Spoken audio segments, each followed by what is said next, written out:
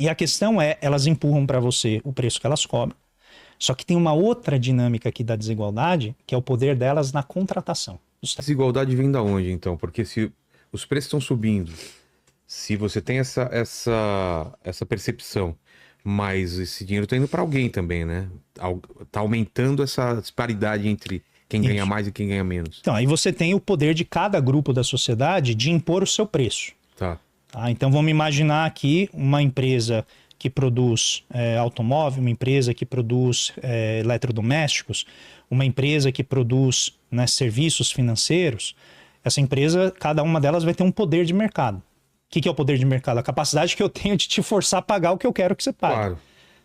Entendeu? Então, tem empresas que são tão grandes que elas têm o poder de colocar um preço muito elevado para o consumidor, então ela pega mais dinheiro do consumidor. Apple. Pode pegar todas as Big Techs, né? A Meta, né? Todas Google, essas elas têm um poder grande porque você está consumindo direto delas, tem uma concorrência, mas elas estão concorrendo por qualidade. Exatamente. Né? Eu nunca vi, pelo menos assim, uma grande quantidade de pessoas falando, eu vou sair, sei lá, do Netflix porque reajustou, né, o valor da mensalidade. A pessoa compra menos cebola, né, compra menos feijão. Ou cancela outro streaming. Ou vai cancelar outro streaming, ou em geral, não acaba cancelando outro tipo de produto. Verdade. Né? Porque o poder disso, né, entretenimento, acaba ganhando um peso maior na cesta da pessoa. Mas, de qualquer maneira, elas têm muito poder. Tá? E a questão é, elas empurram para você o preço que elas cobram. Só que tem uma outra dinâmica aqui da desigualdade, que é o poder delas na contratação dos trabalhadores. Entendi. Então vamos imaginar, Vilela, você chega lá para trabalhar numa Big Tech, você senta na mesa na frente ali do diretor do RH, ele tá te entrevistando. A tua postura é, olha, adoro essa empresa, fantástico, o meu sonho é trabalhar nessa empresa. Você chega, seguinte, eu quero trabalhar 3 dias por dia, quero ganhar $30 mil, tá? E, eu vou decidir quando eu venho. Não. Escala 3x4, não é nem 4x3. Vou vir 3 dias, descansar 4 e eu escolho quando eu venho $30 mil mensais na minha conta. Você não faz assim, porque o poder tá com ela, que é o que a gente chama de monopsônio. Ela comanda quem ela contrata. Então, são muitos trabalhadores vendendo a sua força de trabalho para uma única empresa. E isso foi algo que o Biden tentou atacar. Como? Que é esse poder regular, o poder de contratação que essas empresas têm e tentar impor limites ao quanto elas, por exemplo, reduzem o salário dos trabalhadores ou impõem jornadas de trabalho muito extenuantes. Nós temos um problema grave de enfermidades mentais nos Estados Unidos por conta de carga de jornadas de trabalho muito estressantes, muito longas, que vem exatamente de contratos de trabalho, né? Lá é muito baseado em hora, né? Então você não tem um contrato, vou trabalhar 44 horas, trabalha e ganha por hora. E você tem ali algum limite que a empresa, em geral, coloca, quando coloca. Então, há também muitos problemas nesse sentido.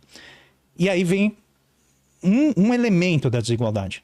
Se a empresa tem o poder, o conjunto de empresas tem o poder de colocar um preço muito elevado e, ao mesmo tempo, colocar um salário muito baixo, então você está transferindo o poder de compra do trabalhador para a empresa. Certo. Tá? Quando a gente joga para a economia como um todo, é bem mais complicado. Mas você tem um elemento básico que é a disputa entre lucro e salário. Então, essa discussão da jornada, né, da escala 6x1, ela tem a ver exatamente com o conflito distributivo. Tá? Então, o que é o conflito distributivo? Os trabalhadores gastam muito tempo no trânsito para chegar no trabalho, trabalham as horas que são indicadas, às vezes até mais, recebem um salário que é insuficiente para que eles vivam bem, tenham acesso a lazer, cultura, investir na sua própria educação, na dos filhos, assim por diante. E até poder mudar do trabalho, né? Isso. E o lucro das empresas está indo bem.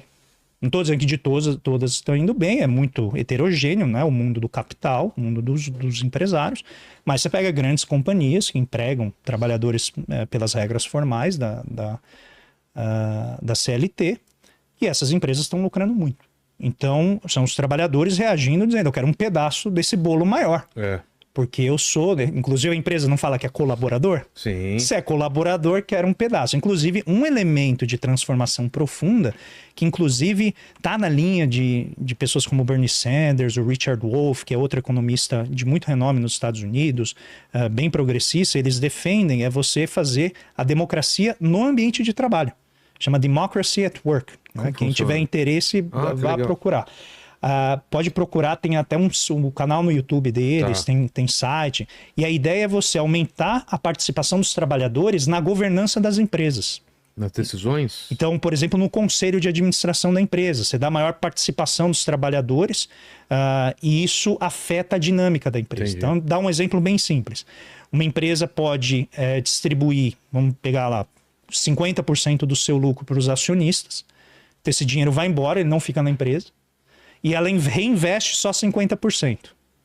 Em geral, os estudos que cobriram, por exemplo, essas experiências de aumentar a participação dos trabalhadores nesses países ricos e estáveis como na Escandinávia, Alemanha, sim, o que acontece? A empresa investe mais, porque ela não distribui tanto lucro, ela coloca mais dinheiro nela mesma, né? Teve lucro, retém o lucro e reinveste. Aumenta a produtividade dos trabalhadores, porque a própria regra da empresa muda, porque agora os trabalhadores estão com mais voz. Então eles estão dizendo, olha, tem um problema ali no RH, tem um problema ali na área de marketing, tem um problema ali na área financeira.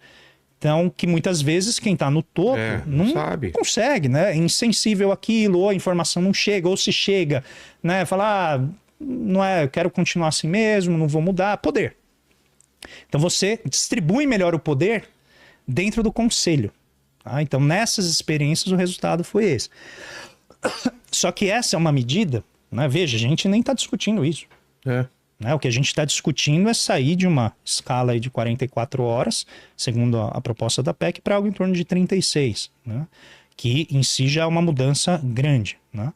Mas não estamos nem falando isso que seria, por exemplo, pressionar o empresariado a aumentar o poder dos trabalhadores nos conselhos de administração, em particular das empresas maiores, que são aquelas que mobilizam mais recursos, investem mais, geram mais emprego e assim por diante. Então esse seria, por exemplo, um caminho em que você poderia atuar para reduzir a geração de desigualdade na esfera corporativa, por exemplo. E aqui no livro eu tenho, inclusive, uma parte que a gente discute a relação, Vilela, entre a remuneração dos executivos e o salário médio da empresa, dos trabalhadores. Tá.